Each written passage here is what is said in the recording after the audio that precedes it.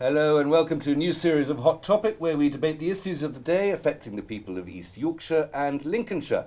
In tonight's programme we look at wind energy, what is it about wind farms that some people loathe them, and is the government doing enough to help the renewable industry? Joining me for that are my guests Melanie On, MP for Great Grimsby since May and Shadow Deputy Leader of the House of Commons since September. Her pledge as she swept to victory was, I'm going to make sure people know where Grimsby is and make sure politicians take note. And Melvyn Grosvenor is the chairman of the Marsh Wind Farm Action Group. The group have been campaigning against onshore turbines at the recent inquiry into the Bishopthorpe wind farm near Tetney. Mr. Grosvenor was astounded that the appeal was granted and said the wind farm would have a colossal impact upon the local area.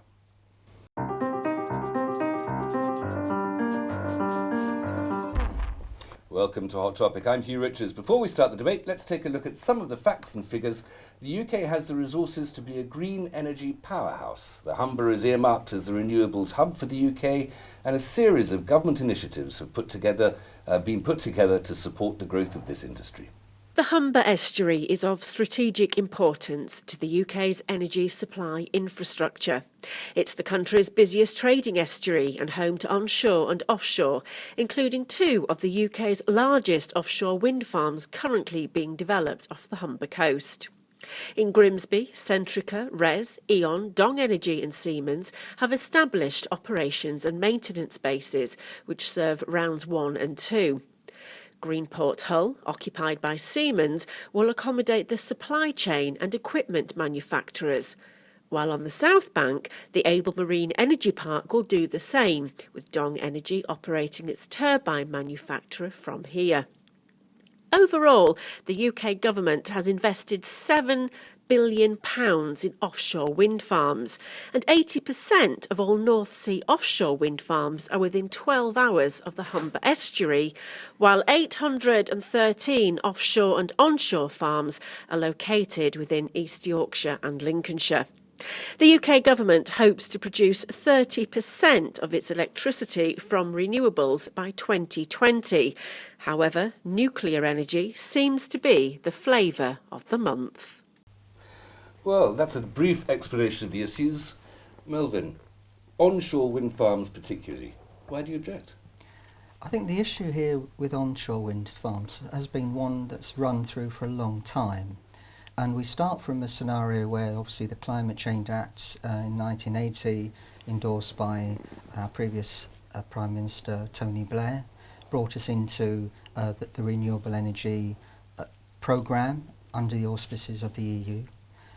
We then moved through a coalition government where there was conflict throughout the period of time in government between the Liberal Democrats. Just to abbreviate the history of the matter a little bit, Melvyn, we've come up to 2015. And the point is here that we've got a new government that's at long last recognising that local communities' concerns are legitimate.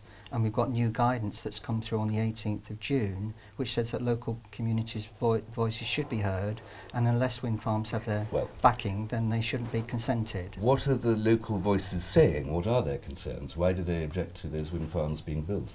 In the main, it's impacts on landscape, it's impacts on their local environment, its impact on noise, and particularly when we're looking at the Bishopthorpe Farm scheme, which was widely objected to, and yet the planning inspector recommended approval to the Secretary of State Eric Pickles that this scheme should go ahead, and Eric Pickles agreed with that. We saw there that, we felt there was misrepresentation from the developers saying it was an acceptable scheme, and in no way is it an acceptable scheme. Because of the aesthetic and noise impact? Noise impact is quite a serious issue. We've recently formed an independent noise working group, which has recently reported to government, and the outcome of those reports is showing that over a long period of time the developers have written the noise impact assessments for themselves. We find that there are many communities in the country now suffering from the impacts of wind turbine noise, and so this has become a greater issue moving forward. Melanie, they look horrible, some people say. The onshore mills, they look horrible and they make an horrible noise. Well, I think it's a absolutely personal preference as to whether you think they're ugly or not. I think that we've got to address a national issue going forward, which is about energy security and energy supply and the cost of energy. And while I fully appreciate local communities having the opportunity to have their say, if we don't use onshore wind farms, which are the cheapest form of wind energy in terms of meeting our renewable climate change targets, which we have agreed to set within the Kyoto Agreement, then we will find ourselves falling far behind. We're going to be overly reliant on Russia or the Middle Eastern countries for supply of dirty energy, which is unhealthy, which is not environmentally friendly, and pass on that cost to our grandchildren in many ways. If that's the case, and for these sort of international geopolitical and environmental reasons, all fine, noble and reasonable, there's not much point in local people having their say if they object, is there, if the decision is already made for these reasons of grand strategy? Well, it's not about being fine or noble or a grand strategy. This is a sensible and responsible attitude to take. While we are here on this planet for a very short period of time, we're not thinking about the future, and governments have got a responsibility to think about the future. In terms of local people having their say, yes, I think that they should have a say, but it cannot purely be about aesthetics. The alternatives, of course, are things that equally are not particularly attractive. Do you want a nuclear power station at the end of your village, or do you want a gas station at the end of your village? It's a very difficult situation, and I do appreciate local communities finding it unattractive and unappealing, but we have to take a pragmatic view of this. Well, that's the point, isn't it, Melvin? I'm no judge of the aesthetics, because I find power station cooling towers quite gracious and pleasing to look at. But somebody, if you're going to have an infrastructure, if you're going to have an energy production system, if you're going to have anything beyond a barter economy, there's going to be structures and developments and infrastructure that's going to affect the appearance of communities. We agree with that, but I think Melanie's not quite understood the real issues here, because most local communities, and I think we live in an internet age, people are very well informed, and they see that their energy bills going up, they see the intermittency of wind, they see the impacts on the local communities. And if you take the case of Germany, which Germany shut all their nuclear power stations, they're heavily reliant on wind. They found that it's unsustainable, and they're building coal-fired power stations. So, the wind energy industry is all very well and good, and yes, we want to move forward to it. I would just say that I've been on the Energy and Climate Change Select Committee in Parliament, and actually the comments that Melvin has made is not entirely accurate. The reliance on wind farms is the case in Germany, and they are pleased to have met their climate change targets. There isn't, as far as I'm aware, if you can point me to those new gas stations that they're building. Coal stations. Coal stations that they're building, because it will dramatically impact on their energy climate change targets, because I'm not aware that they are building any. Well, I'm afraid they are, and I can't quote you precisely, but there's plenty of information. German evidence here. There's plenty of information out there on that. Can't take witnesses. But Melvin, is there not a purely environmental aspect in that our grandchildren or great-grandchildren in about 80 or 100 years' time, there's not going to be any fossil fuels left, quite apart from the scarring of the atmosphere. There just won't be anything left to burn. We'll have no choice but to have renewable energies. I think that the real problem here is that we've seen over a period of time is that we've gone down the wind energy route, which is a technology which has a limited shelf life. The only way we can actually deal with the intermittency of wind or the inefficiencies of wind, and we know that in installed capacity the developers say 30%, but on average it's running at 21%. We see that with all the 5,000 wind turbines we've got in the country, if there's no wind, then we've got no renewable energy. But the point I'm going to move on to is that where we've slipped up and where we've really missed a golden opportunity is looking at new technology coming forward. And Amber Rudd herself has said... Amber Rudd, the Secretary of State for Energy. That's right. She's also said that, we've met our climate change targets, we've got enough wind turbines installed. It's not the case, though, is it? In the UK, what the government is saying and what the government is actually doing in terms of its achievements, they've got a responsibility to say that they are meeting their targets. They're not meeting their targets. They're going to go to Paris in December, and it's going to be embarrassing because they're going to... What's the objective judgment of meeting those targets? Where's that figure coming from? Well, it's been set by previous governments, and the coalition government agreed to those figures as well. And it's all about international targets within, our climate change and carbon, our carbon capture percentages too. We'll have to stop you there. Sorry. Sorry, we'll come back and discuss those figures maybe in a little later, but we must just go for a break now.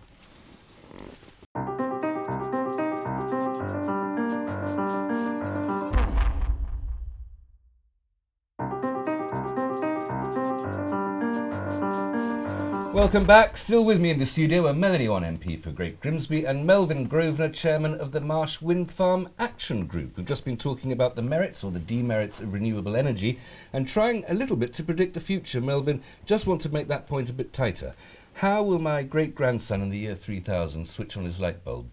I think we're going to be in a different world then. I think there will be new technology coming through. And as I said before, I think the tragedy here is that we've put so much money into wind, billions and billions, rather than looking at new technologies coming forward, investing in new technologies. And certainly the government is making moves towards this, because Amber Rudd has actually said... Specific new technology that you have in mind? Well, we've got hydrogen coming through. Obviously, I think there's technology that's not yet been discovered. Hydrogen, if you take that one, we're taking hydrogen out of water and turning it into energy, presumably that would involve a factory somewhere.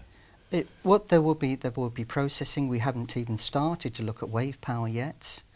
Obviously... We'll come on to that, but that's that's another issue as well. And I think the point here, local communities get very agitated when they see that they've got an impact. They see that energy bills are going up. They understand that wind turbines are intermittent. They know that we need a mix, as Melanie said, and at the moment the predominant mix is gas and coal still.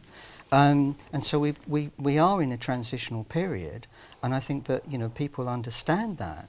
But at the same time, because of the intermittency of wind, we still need backup coal power stations, and we still need gas power stations. So we are in a transition.